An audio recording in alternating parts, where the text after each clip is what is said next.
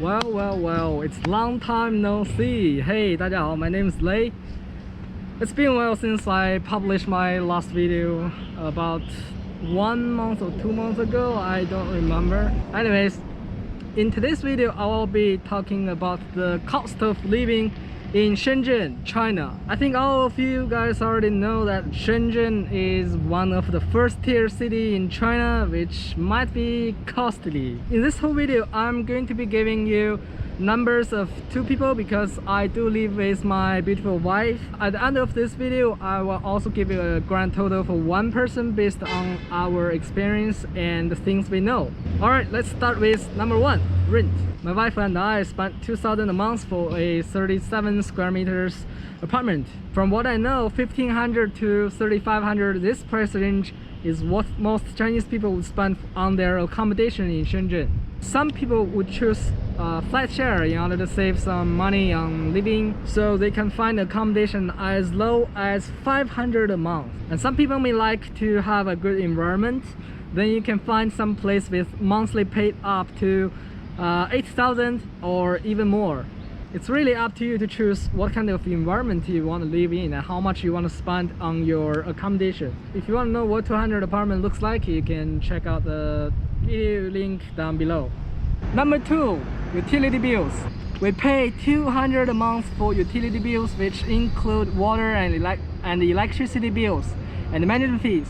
The water and electricity bills are kind of tricky because we found 2 different types of charging methods during our apartment staking. Our cost on this is the same as residential charging method, which is 4 yuan per cubic meter for water, 0.6 yuan per kilowatt an hour for electricity. Anything above could mean they use a different charging method. This is one easy way to tell the different charging methods from the appearance of an apartment building. First of all, you will have to know what Chengzhongcun is. Chengzhongcun is usually consists of several old apartment buildings, which is also known as urban village. These buildings are usually applied by the business charging method on water and electricity, which is 5 yuan per cubic meter for water, 1.5 yuan per kilowatt an hour for electricity. That's why some people may find some apartments are cheap on rent, but when they move in, they realize they will have to pay maybe 400 or more for electricity bill each month. Number 3, we have food. We spend about 600 to 800 a month on groceries. We don't eat out as COVID-19 is still potential out there, but we do order takeout many times to try different foods. Order takeout is relatively cheap in China. Shenzhen is not an exception for that. I will put a price list that we ordered just to give you some idea about the price. So for food, prepare 1,600 a month for 2 people is not a bad idea. Okay, number 4, internet and phone service.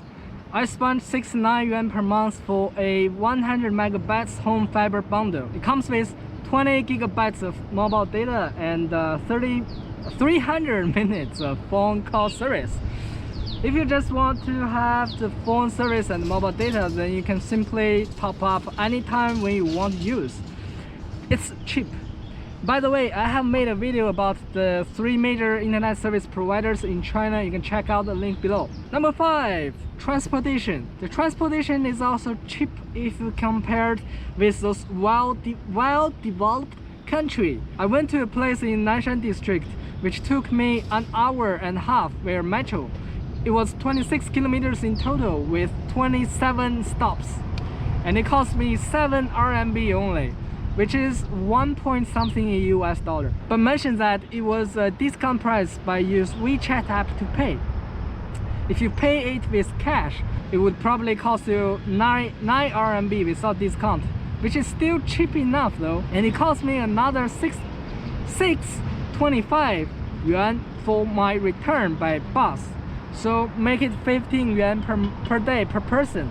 It's 450 yuan for transportation in a month if you take public transport every single day. Number 6, activities, shopping and others.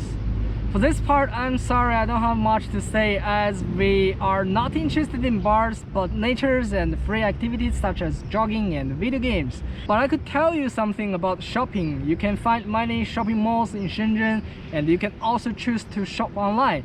In fact, you will never have to worry about how to spend your money in Shenzhen. So this part I will ask you for an answer.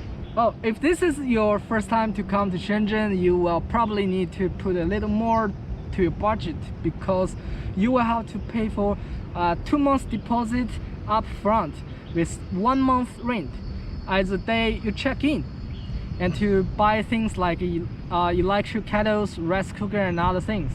Mention that the tap water in China is not ready for drink, so you have to always remember that boil water before you can drink it. Alright guys, I guess that's it for today's video and thanks for watching. Have a nice time.